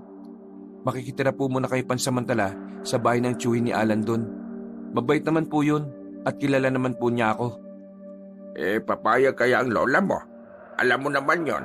Kahit alam naman niyang laganap ng aswag hindi yun basta-basta aalis dito sa bahay natin. Ayun na lang po ako mausap. Ipaliwanag niyo ang tunay na sitwasyon. Sa totoo lang, Apo, Kinakabahan nga rin ako sa pagiging kalmado ng baryo kahit na may bantaan ng mga aswang eh. Bukas po ng umaga, Lo. Aalis na kayo dito, ha? Ay sige, kakausapin ko na muna ang lola mo. Ikaw na munang maggatong dito ha. Umayag naman si Aling Hasmin sa gusto nilang mangyari. Bagay na nagdulot ng pagtataka para kay Simon. Hindi nila inakala na maiintindihan agad ni Aling Hasmin ang paliwanag nila. Nung una kasi nila itong sinabihan, nagmatigas ito dahil ayaw umano nitong iwan ng bahay nila dahil doon na sanay si Isagani. Ganun pa man, nagpasalamat na lamang si Simon dahil walang naging problema sa matanda. 2:00 na madaling araw, paputol-putol lang ang tulog ni Simon. Hindi niya maiwasang hindi maging tamang hinala. Tuwing didilat siya, pakiramdam niya ay may mga aswang na nakamasid sa labas. Bumangon siya. Sumilip na naman siya sa labas. Pero wala naman siyang nakita. Kalmado rin ang anting-anting niya. Huminga siya ng malalim at saka uminom na lamang ng tubig. Sa kalagitnaan ng pagiging tulala ng binata, biglang naging aktibo ang kanyang anting-anting. Narinig niya ang umiiyak na boses ni Carmela. Nararamdaman niyang nasa panganib ang babae. Pero nagdalawang isip siya dahil walang maiiwan sa bahay nila. Kaya naman sandali pa siyang nag-isip kung ano ang gagawin niya. Pero nang marinig na parang palakas na ng palakas ang iyak ng dalaga, dito na niya naisip na puntahan si Carmela. Kampante naman siyang walang makakalapit sa kanilang bahay dahil sa dami ng pangontra sa bakuran. Agad niyang nahanap ang dalaga. Napapagitnaan na ito ng 2 aswang. Pero nang lumapit siya roon, ay bigla na lamang tumakas sa mga yon. Takot na takot ang babae. Nanginginig ito at wala sa sarili. Carmela, ako ito, si Simon. Ligtas ka na. Simon? Oo, huwag ka na mag-alala. Umalis na sila. Ligtas ka na. Maraming salamat. Akala ko, hindi mo na ako ililigtas eh. Mahal na mahal kita, Simon. Huwag mo akong iwan dito. Anong sinabi mo? Mahal na mahal kita. Salamat pero... Biglang sinakal ni Simon ang babae. Ilang sandali lang ay pumangit na rin ang mukha nito. Mas sinigpitan niya pa ang pagkakasakal at saka sinuntok ng malakas sa mukha. Le fuego de uno! Basag ang mukha ng aswang sa lakas ng suntok na ginawa niya. Agad-agad yung namatay. May kakayahan rin pala kayong manggaya ng mukha ng tao, ha? Nanlaki ang mata niya nang mapagtanto na tila naging planado ang lahat. Inilayo lamang siya sa bahay nila para malaya makalapit ang mga aswang kina Isagani. Hindi siya nag-alala na baka makapasok ang mga aswang. Ang inaalala niya, baka malaman ng 2 matanda ang tungkol sa pagiging aswang ng bata. Dali-dali siyang tumakbo pabalik. Pagdating niya, dinatnan niya ang isang nakakagimbal na eksena. Hindi bababa sa 10 aswang ang nakahandusay sa bakuran nila. Lahat ng yon ay wala ng buhay. Dumanak ang dugo sa lupa. Habang ang 2 matanda na nasa pintuan, nanlalaki ang mga mata. Nabigla sa nasaksihan, hindi makapaniwala. Isagani! Nakatayo ang bata sa gitna ng mga aswang na pinagpapapaslang nito. Nabahiran na ang buong katawan nito ng dugo. Namumula ang mga mata. Maging ang bata rin ay nabigla sa ginawa niya. Papa, ipinagtanggol ko lang po sina lolo't lola. Mabilis na lumapit si Simon at binuhat si Isagani para pumasok sa bahay. Isinarado nila ang lahat ng bintana pati ang pinto. Hindi natin mahihintay ang umaga. Aalis na tayo ngayon. Teka apo, ano bang hindi nyo sinasabi sa akin? Bakit kanya ng mata ni Isagani? Paano niya napatay ang mga aswang na yun na parang walang kahirap-hirap? Anong meron? Anong klaseng nilalang itong batang ito? Lo, wala na kong oras para magpaliwanag. Baka may mga dumating pang aswang. Kailangan na nating umalis. Lolo, aswang po ako. Ano? Aswang ka? Napailamos na lamang sa sariling mukha si Simon. Wala na siyang magagawa dahil ang bata na mismo ang nagbunyag ng katotohanan. Aswang po ko, Lolo. Nung 4 na taon po ko, alam ko na po na hindi ako normal na bata. Patawad po kung hindi ko po sinabi sa inyo ni Lola, pati kay Papa. Natatakot po kasi ako na baka kamuhian niyo po ako eh. Kaya po ako naglihim ng matagal na panahon. Lolo, patawad po. Huwag po sana niyo akong kamuhian. Hindi naman po ako masamang aswang, Lolo eh. Hernan, totoong sinasabi niya. Hindi siya gaya ng ibang aswang dyan na kayang pumaslang ng tao. Mabuting bata ang apo natin. At alam mo ang bagay na ito, Hasmin? Sanggol pa lamang si Isagani. Napansin ko nang may kakaiba sa kanya. Nang mag-1 taon siya, nakita ko na ang pamumula ng kanyang mga mata. Nang mag-4 na taon siya, nakita ko rin ang kakaibang mga galaw niya. Kaya naisip ko noon na baka aswang ang apo nating si Isagani. Hindi ko sinabi sa iyo kasi iniisip ko na baka matakot ka sa kanya. Matakot? Anong tingin mo sa akin, Hasmin? Bakit ako matatakot sa batang yan? Itinuring kong apo yan. Tayo ang nagpalaki dyan. Kilala ko yan. Kabisado kong ugali niyan. Paano mo naisip na kakatakutan ko ang batang yan? Hindi naman ako nagagalit dahil aswang siya. Mas lalong hindi ako nakakaramdam ng pagkamuhi kasi ibang nilalang siya. Alam niyo kung saan ako nagagalit? Kasi hindi niyo ako pinagkatiwalaan. Pakiramdam ko, iniisip niyo sa isang iglap lang itatakwil ko si Isagani kasi aswang siya. Tulad ninyo, kaya kong tanggapin kung ano siya dahil mahal ko ang batang yan. Nakakasama lang ng loob dahil sa pamamahay na ito. Ako lang ang walang alam. Kung alam ko na ganyan si Isagani noon pa, di sana hindi ko na siya pinilit kumain ng mga pagkain na bawal pala sa kanya. Di sana mas alam ko kung paano siya poprotektahan sa tao. Pinagkaisahan niyo ako Lo, hindi ka namin pinagkaisahan. Oo, nag-alala kami na baka matakot ka kay Isagani. Pero hindi mo kami masisisi. Dahil noon pa man, alam kong kinamumuhian mo ang mga aswang. Pero hindi aswang ang tingin ko kay Isagani. Kaya malabong mangyari yon. Natigil lamang ang kanilang pagtatalo nang biglang makaramdam na sila ng mga presensya sa paligid. Ipinagtataka ni Simon, hindi na umuubra ang mga pangontra. Mamaya na natin ito pag-usapan. Sa ngayon, kailangan ko muna silang harapin. Isagani, ikaw na munang bahala kay lolo't lola ha. Papa, mag-iingat ka ha. Lumabas ng bakuran si Simon. Nakita niyang naroon na ang lalaking si Damos. May mga kasama rin itong kalalakihan. Sa puntong ito, batid ni Simon na mapapalaban siya. Kaya hinanda na rin niya ang kanyang sarili. Ngayon, alam mo na kung gaano ka bang isang batang yan. Dito mo na. Tingnan mo mga aswang na nakahandusay rito. Kung nagawa niya sa mga kapwa niya aswang, hindi malabong magawa niya rin sa mga katulad ng tao lang. Kaya kung ako sa inyo, ibigay niyo na ang batang yan ng walang mangyaring gulo. Hindi masamang aswang si Isagani. Kaya manigas ka sa gusto mo mangyari. Hindi masamang aswang. Alam mo ba na ang lahat ng aswang ay pinanganak ng may likas na kasamaan? Hindi yun mawawala. Kahit na anong gawin yung pagpapalaki ng maayos dyan, darating at darating ang panahon na lalabas din ang tunay ng kulay. Kung gusto mong makuha si Isagani, kailangan niyo muna akong patayin. Di sige. Madali naman akong kausap Tumenya si Damos sa mga kasamahan nito. Pumalibot ang mga aswang kay Simon. Ilang sandali lang, bigla na lang nawala ang pandinig ni Simon at parang umikot na ang kanyang paningin.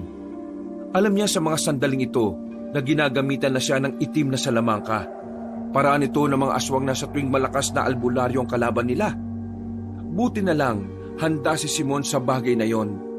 Naging aktibo ang kanyang anting-anting at saka bumulong siya. Diwa ng kamalayan! Sa isang iglap, nawala ang panghihipnotismo na ginagawa ng mga aswang sa kanya.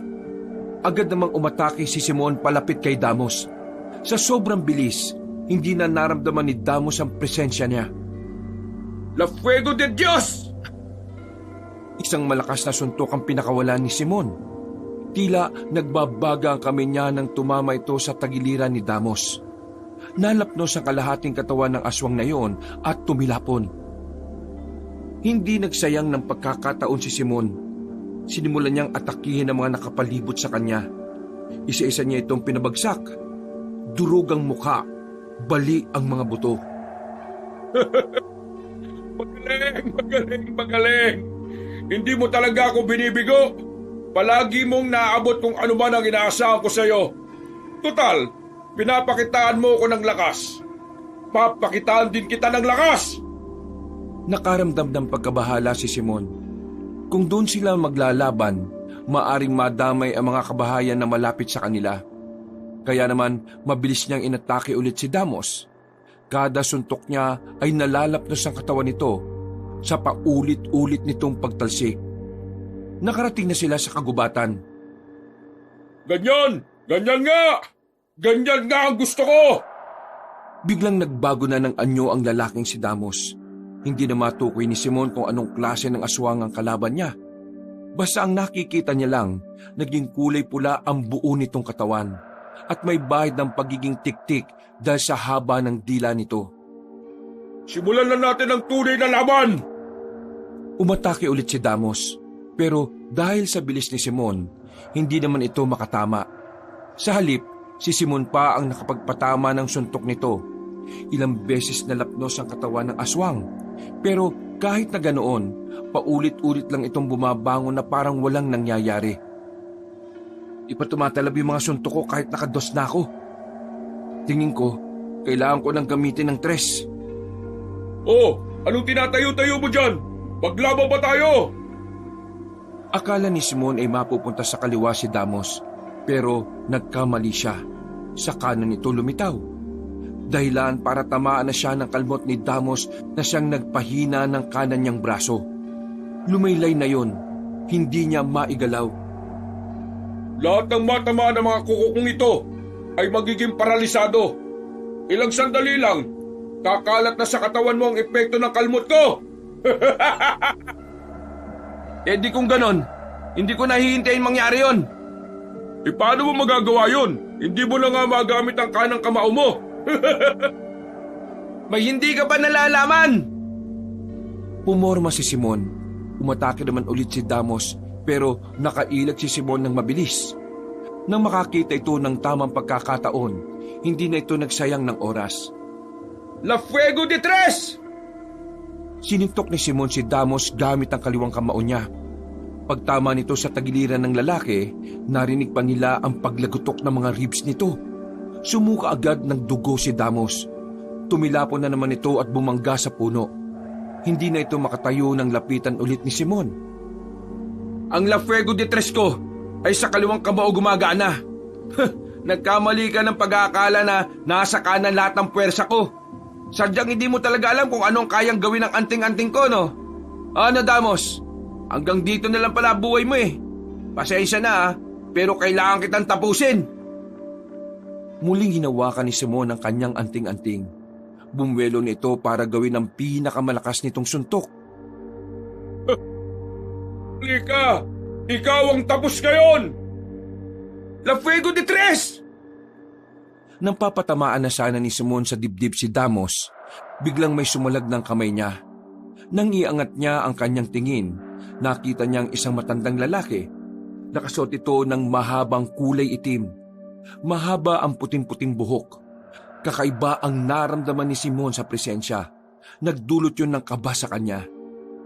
Supremo, patawad. Di ako nanalo. Agad na dumistansya si Simon. Hindi siya pwedeng magkamali. Ang matandang dumating ay walang iba kundi si Abukay, ang supremo at pinuno ng angkan nila Isagani, ang lolo ng batang inalagaan nila. Nakakahiya ka, Damos. Ikaw ang inaasahan ko. Pero sa isang tao lang ay magiging ganyan ang kahinatnan mo. Nakakadismaya.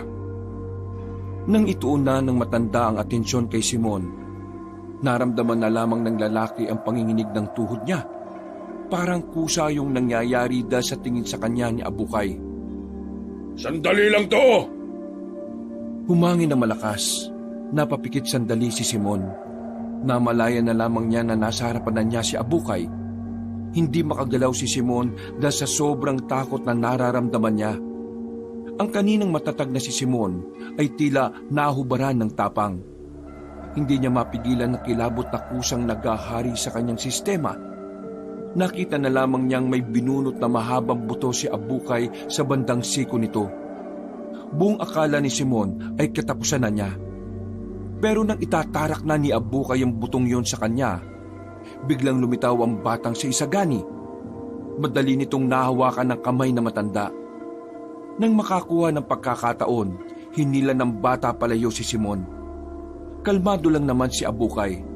Wala itong balak na saktan ng bata kaya mahinahon niya itong kinausap si Isagani. Sa wakas, Apo, nagtagpo na rin ang landas nating dalawa. Kinagagala kitang makita. Subukan niyo lang nasaktan ng Papa Simon ko. Ako ang makakalaban ninyo. Papa, hindi mo ama ang taong yan.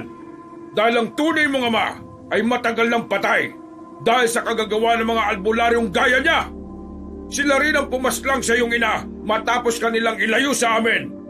Kaya po, sumama ka na sa akin. Kami ang tunay mong pamilya, hindi sila. Sa amin, mararanasan mo ang walang hanggang buhay. Ikaw ang prinsipe ng angkan natin. At kapag nawala na ako sa mundong ito, ikaw na ang susunod na hari. Kailangan ka namin, Apo. Sumama ka na sa amin, Alerio. Hindi ako sasama sa inyo. Ang tunay na pamilya, nagmamahalan, hindi gumagawa ng masama. Kayong dahilan kung bakit may mga inosenteng tao ang namamatay eh. Hindi ko gusto niyo mangyari. Masasama kayo. Hindi ako sasama sa inyo. At hindi Alerio ang pangalan ko. Ako, si Isagani. Bata ka pa, Alerio. Hindi mo pa naiintindihan ang mga bagay-bagay. Hayaan mong ipaliwanag ko sa iyo ang lahat kapag dadala na kita sa tunay mong tahanan. Halika na! Hindi ako sasama sa iyo kahit na anong sabihin mo. Ipagtatanggol ko ang papa ko. Isagani, umalis ka na! Mapapahama ka! Papa, hindi po kita iiwan. Pumorma ang bata na parang handa na itong harapin ang supremo ng mga aswang. Pero tila wala talagang balak na makipaglaban sa kanya ang matandang aswang. Mamili ka, Alerio. Sasama ka sa akin o mapapahamak yung tinatawag mong papa. Sige na, Isagani! Tumakas ka na! Hindi mo siya kakayanin! Papa, dito ka lang. Ako pong bahala sa kanya. Magsasalita pa sana si Simon nang biglang umatake na ang bata. Pero nahawakan lang na matanda ang maliit na kamao ni Isagani. Hinawakan niya ito ng malakas. Hinawi siya nito ng malakas. Nakabangon naman ito kaagad. Hindi ko galing manakit ng bata. Isa pa, apo kita, kaya hindi kita papatulan. Pero huwag mo kong hintayin na disiplinahin ka, Alerio. Dahil baka hindi mo magustuhan. Kung ganon, hindi na lang kita lalabanan ngayon. Muling lumapit ang batang si Isagani at sinabuyan nito ng buhangin ng mukha na matanda. Sinamantala na yon ni Isagani para itakas ang kanyang ama. Mabilis na nakalis ang dalawa roon habang bitbit nito si Simon sa balikat. Makalipas lang ang ilang sandali ay nakarating na sila sa kakahuyan. Naroon din ang dalawang matanda at si Alan. Naramdaman ko kanina na may nangyaring kakaiba kaya pumunta ako sa bahay ninyo eh. Kaya ito, itinakas ko kaagad sila. Ayos ka lang ba, Apo? Ano nangyari sa'yo? Diyos ko, ano bang nangyayari? Nakakatakot naman. Sobrang lakas ni Abukay. Presensya pa lang niya, nanginginig na ang buong katawan ko. Tama lang na umiwas na muna tayo. Papa, pasensya na po't wala akong nagawa. Hindi, malaking bagay ang ginawa mong pagligtas sa akin. Pumunta na tayo sa tiyuin ko. Dumaan tayo sa kabila. Naroon ang sakayan ng tricycle. Hindi tayo pwedeng umalis ng baryo. Alam na nila kung saan tayo pupunta. Sa kuweba, doon tayo. Kuweba?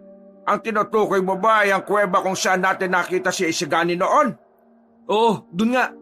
Tara na, bago pa malaman ni Abukay ang presensya ni Isagani. Wala na silang sinayang na pagkakataon. Dali-dali silang tumungo sa kuweba. Tumagal lang sila ng halos 1 oras sa paglalakad at maswerteng walang aswang na nakasagupa. Pagdating nila sa kuweba, sinindihan agad ni Simon ang nakita nilang malaking gasera doon. Dito kami nagkuta ng mga kapwa ko albularyo dati. Inalagaan namin itong kuweba na ito kasi sabi ko sa kanila, dito ka namin natagpuan ni Isagani. Napangiti na lamang ang bata. Maya-maya, pinagpahinga na muna nila ang dalawang matanda at si Isagani. Habang si Simon at Alan naman ay nasa bungad ng kuweba. Nagmumuni-muni. Anong nangyari? Hanggang ngayon, ramdam ko pa rin yung takot mo, pre. Hindi ko rin alam eh. Parang kusang nanginig yung katawan ko nang makita ko si Abukay. Presensya pa lang niya. Kakaiba na ang epekto sa buong pagkatao ko. Ramdam ko, napakalakas niya eh. E anong plano natin ngayon? Sa ngayon, kailangan na muna natin magpalamig. Hindi tayo pwede magpadalos-dalos. Kailangan natin maganda sa susunod na pagharap. Nasisiguro kong hindi na palalampasin ni Abukay ang pagkakataon eh. Nakita ko, pre, ang lakas ni Isagani. Hindi kaya siya ang totoong kakalaban kay Abukay? Bata pa si Isagani. Wala pa siyang karanasan sa pakikipaglaban. Kahit malakas siya, hindi siya uubra sa matandang binugbog na ng karanasan. Ang gusto ko lang mangyari ngayon, matalo si Abukay. Pero kailangan ko munang pag-aralan kung paano. Lumingon si Simon sa loob. Kita niyang tulala rin ng dalawang matanda.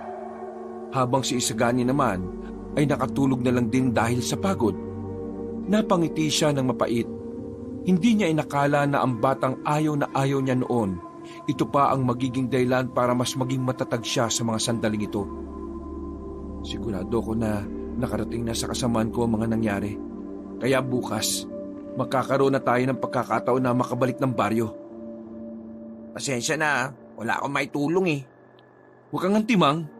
Malaking tulong ang ginawa mong pagligtas kay lolo at lola. Maaasahan ka, pre. Sabi mo yan, ha? Oo naman, no? Makalipas sa mga sandali, pumasok na rin sila sa loob ng kuweba. Nanatiling gising si Simon. Hindi siya pinapatulog ng takot na hanggang sa mga sandaling ito, nararamdaman niya pa rin sa tuwing naaalala niya ang mukha ni Abukay. Nagbuntong hininga na lamang siya. Hindi niya alam kung ano ang gagawin niya para talunin ang supremo ng mga aswang. Aminado siya na wala pa siya sa kalahati sa lakas ni Abukay, pero hindi niya naisip na sumuko. Lalo na ngayon na nakikita niya ang posibilidad na baka mawala sa kanila si Isagani. Kinaumagahan, umalis na rin sila sa kuweba. Nakabalik sila ng baryo at wala na ang bangkay sa bakuran nila.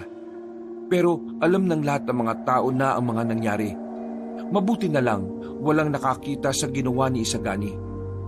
Pre, uwi na lang ako sa amin. At tawagan ko si Tio at sasabihin ko ngayon din eh, tutuloy na tayo sa kanila. Sige pre, maraming salamat ah. Nagmamadaling umalis si Alan. Habang tinulungan naman ni Simon ang dalawang matanda sa paglilinis ng mga dugong na iwan sa lupa. Nang magtanghali, dumating ang mga albularyo na kasama si Simon.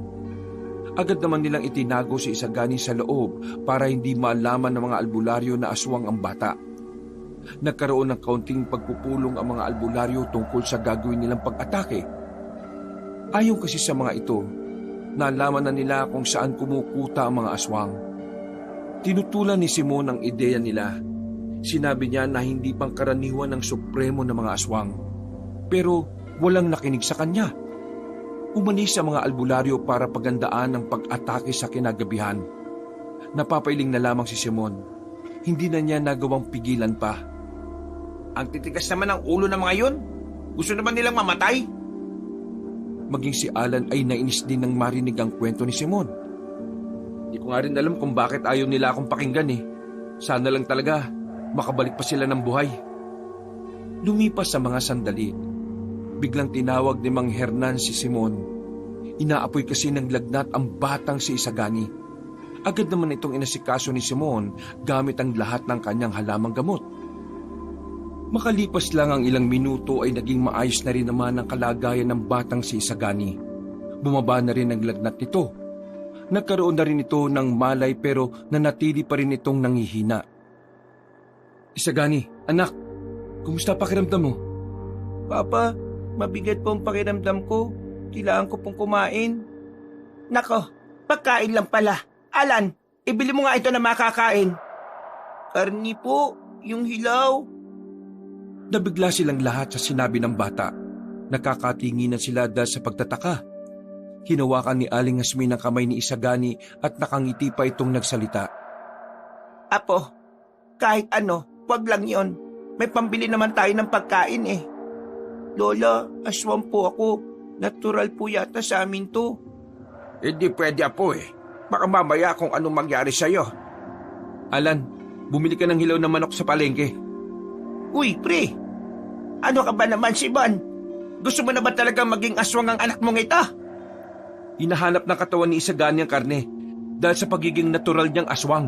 Kung hindi siya makakakain nito, pwede siyang mamatay sa gutom. Pinag-aralan ko ang nature ng mga aswang, kaya alam ko ito. Kailangan niya lang talaga makakain kahit na ngayon lang. Nauubos ang lakas niya dahil sa mga nangyari. Lolo, Lola, huwag kayong mag-alala. Hindi mawawala sa sarili si Isagani. Nararamdaman kong makokontrol niya ang sarili niya. Sigurado ka ba sinasabi mo? Diyos ko naman, baka naman kung ano mangyari dito. Magtiwala po kayo sa akin. Alan, sige na. Kung hindi natin to gagawin, lalagnatin si Isagani hanggang sa mamatay siya. O sige pre, lalabas na ako. Nagmamadaling tumakbo palabas ng bahay si Alan. Makalipas lang ang ilang sandali, nakabalik na rin ang binata na dala ang isang buong manok. Tinulungan nilang makaupo ang bata. Pinalabas ni Simon ang dalawang matanda para hindi nila masaksihan ang gagawin ni Isagani. Ilang sandali lang, bigla na lamang sinakmal ni Isagani ang isang buong manok. Gutom na gutom ito. Kahit buto ay kinakain na nito. Makalipas lang ang halos 5 minuto, naubos na ng bata ang manok. Napasandal ito sa dingding at saka napapikit. Isagani, nakikilala mo ba kami? Dumilat ang bata at ngumiti habang hinimas-himas ang tiyan nito. Opo, hindi naman po ako nagbago eh. Nakahinga sila ng maluwag. Agad na lumapit ang lalaking si Simon at saka niyakap niya yon ng mahigpit. Pumasok na rin ang kanilang bahay ang dalawang matanda. Mula na makakain si Isagani ng karning hilaw, para bang lumakas na ang katawan nito. Mabilis na lumipas ang mga oras. Sumapit na ang gabi. Ito na ang oras kung saan lulusob na ang mga kapwa albularyo ni Simon. Gustuhin niya mang pigilan ng mga yon, pero hindi na siya pinakikinggan ng mga yon. Pre, pasensya na talaga. Biglang dumating ang mga bisita ni Tiyo eh. Eh di sana, nandun na tayo ngayon. Wala tuloy tayong mapupuntahan. Ayos lang pre, hindi naman natin pwedeng pilitin kung hindi pwede. Maging alerto na lang tayo rito at maghintay kung ano mangyayari sa mga kasamahan ko. Sige, pero sigurado naman talaga sila sa gagawin nila. Hindi ko na sila mapipigilan eh. Basta ginawa ko ng parte ko, binalaan ko na sila. Noong gabing yon ay himalang-walang nangyaring masama. Walang nangyaring paramdam ng mga aswang. Nagawa nilang makaidlip ng walang nagiging abala. Kinabukasan, nagising si Simon. Agad siyang napabangon at sinuri kung kumpleto ang mga kasama niya. Napahawak siya sa dibdib ng mapagtantong ligtas naman ang lahat. Nagising ang mga kasama ni Simon nang biglang makarinig sila ng mga iyakan sa labas. Agad silang napabangon. Pagtanaw nila sa daan, nakabalik na ang ibang residente na sumama sa mga albularyo sa paglusob sa mga aswang. Sugatan ng iilan, pero ang mas kinagimbal nila, halos lahat ng albularyo ay namatay. Ni hindi na nga naiuwi ang bangkay. Dahil ayon sa mga residente, sobrang babangis na mga aswang na kanilang nakalaban. Masyado kasing nagmamagaling yung mga kasamaan mo eh. Kung nakinig lang sana sila sa'yo, eh di sana nakauwi pa sila ng buhay. Kailangan natin maganda. Mamayang gabi, nasisiguro kong dito na rin ang punta nila. Lo, Isagani, kailangan makaalis na kayo ngayon din. Hindi kayo po pwedeng narito mamaya dahil nandito na mga aswang. Eh paano ka? Kakayanin niyo ba mga aswang eh? Wala na mga kapwa mo albularyo. Sumama ka na lang kaya sa amin. Baka mamaya nito eh, ikaw naman ang mapano. Kailangan may lalaban po sa mga aswang. Kung hindi, kawawa ang mga tao rito. Alan, ngayon din, abisuhan mo na yung mga tao na posibleng dumalaw rito ang mga kalaban natin. Okay, sige. Papa, gusto ko pong sumama sa pakikipaglaban. Hindi. Ang tanging misyon mo lang ay protektahan si Lolo at Lola. Mas kailangan ka nila. Pero paano naman po ikaw? Huwag mo kong alalahanin. Tutulungan ako ng anting-anting. Siguradong kakayanin ko si Abukay. Napalingon sila sa labas ng bakuran nang may marinig silang boses ng isang babae. Pagtingin nila, nakita nila si Carmela. Nakaramdam ng tuwa si Simon pero nahihiya rin siya sa babae. Simon, Carmela? alam ko na ang totoo. Alam ko nang hindi mo naman talaga anak ang batang yan. At kahit maging anak mo man yan, wala pa rin akong pakialam. Kasi wala naman akong gusto sa iyo eh. Ha? Anong punto bakit mo ko kinakausap? Gusto kitang tulungan. Aalis ang buong pamilya namin ngayong araw. Iiwas kami sa mangyayaring gulo mamaya. May pupuntahan kaming bahay sa bayan. Safe doon. Pwede kayong sumabay sa amin. Silang tatlo na lang ang isabay mo. Maraming salamat, Carmela. Pero paano ka? Kailangan naming magpaiwan ni Alan. Kakalabanin namin ang mga aswang. O sige, ihanda mo ng mga gamit nila. Maya-maya lang din, dadaan ang van namin dito. Aalis na rin kami habang maliwanag pa. Isagani, anak, tatandaan mong sasabihin ko ha. Ikaw ang poprotekta kay Lolo at Lola. Opo, Papa. Apo, ipangako mo, makakasama ka namin ulit. Lo, Isagani, hindi ko alam kung anong mangyayari mamayang gabi. Pero kung sakali mang hindi na ako makabalik bukas ng umaga, gusto kong umalis na kagad kayo sa probinsyang ito. Apo naman, huwag ka naman magsalita ng ganyan. Sige na, ihanda nyo na ang mga gamit ninyo. Carmela, maraming salamat ha.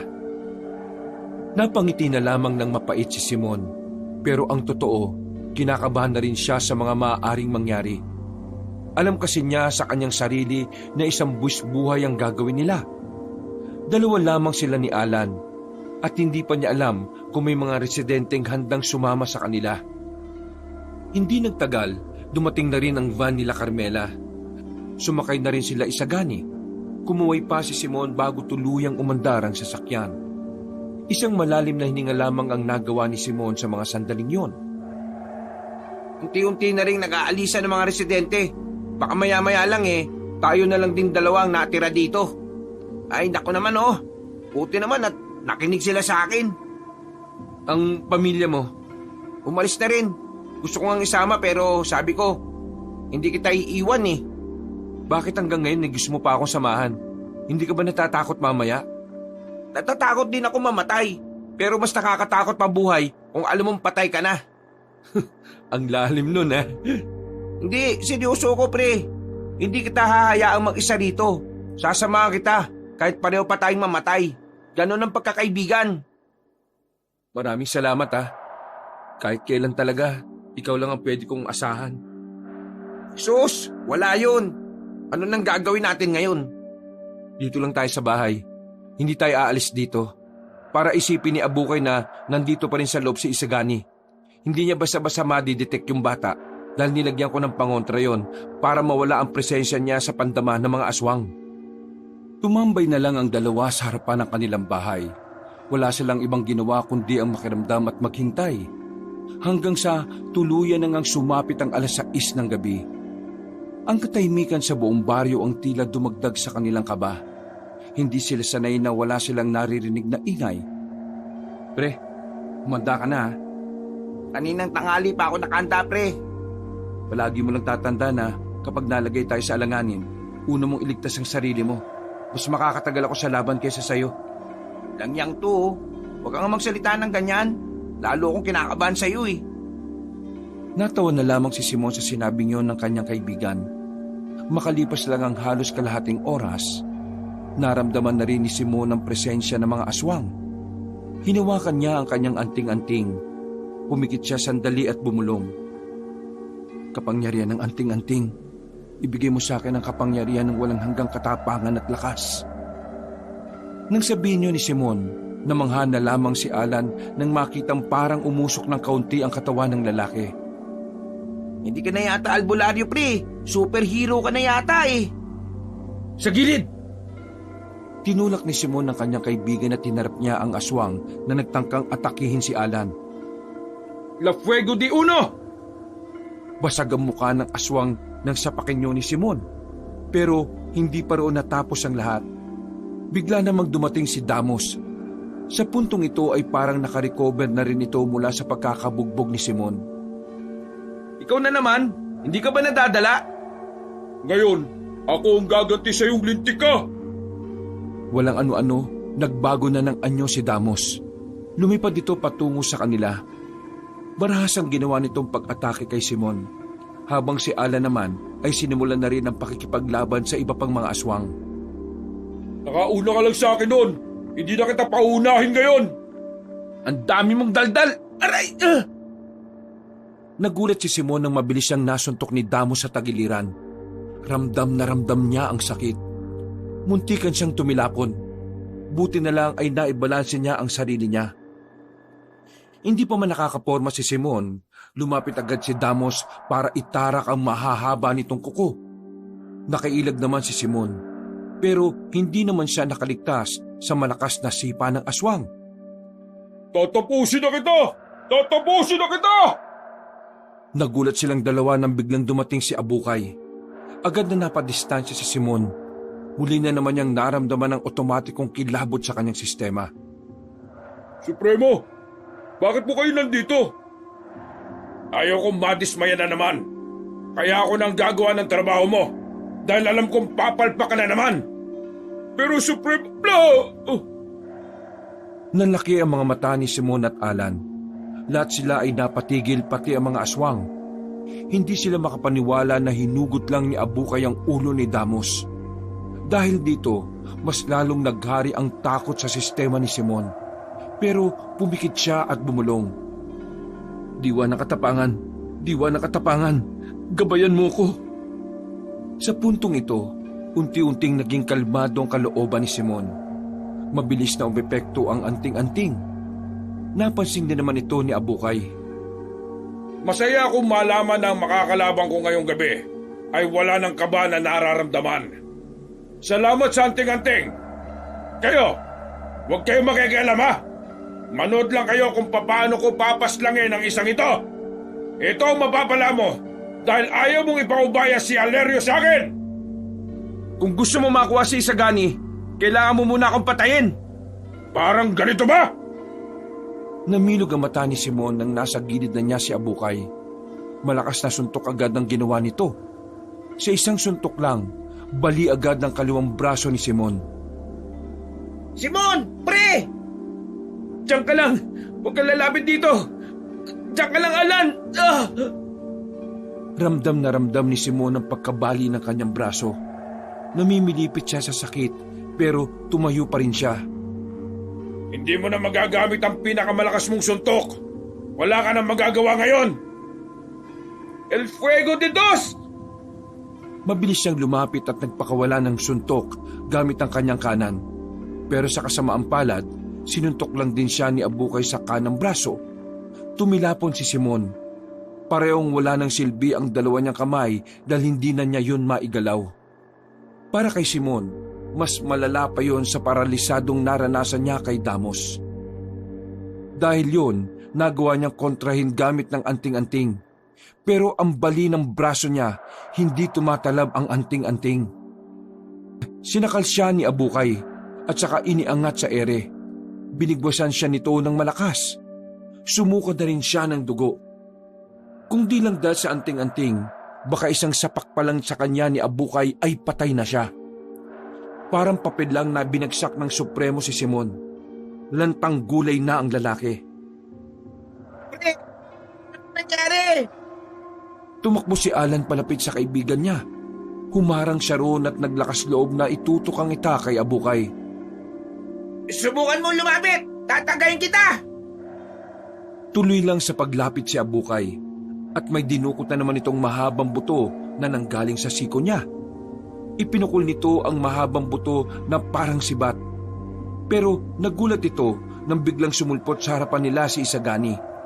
Nahawakan nito ang buto at binali yun gamit lamang ang isang kamay. Buti naman dumating ka. Hindi na ako mahihirapang hanapin ka, Apo. Ito, Alan! Itabi mo si Papa! Ako nang bahala rito! Isagani, anak! Sumama ka na sa akin, Alerio. Aking apo... Umatake agad ang bata gamit ang mahahaba nitong kuko. Ilang beses nitong pinagkakakalmot ang matandang aswang hanggang sa tuluyan nga itong mapaatras. Kagaya ng inaasahan ko, malakas ka rin. Mukhang sa akin ka nga nagmana. Lalo mo kung pinapahanga. Ay, ang bilis niya! Nakailag si Abukay nang subukang umatake ulit ni Isagani, pero hindi pa rin tumigil ang bata.